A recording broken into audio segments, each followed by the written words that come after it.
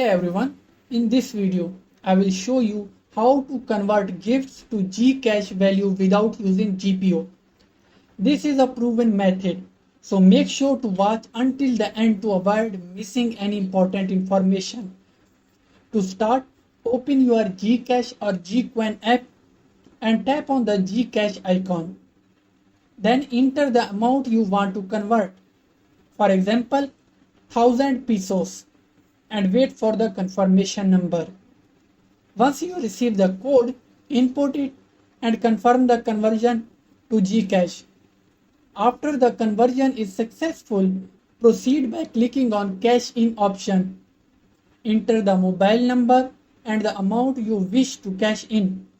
Make sure you use a different mobile number than your own, as using the same number is not allowed.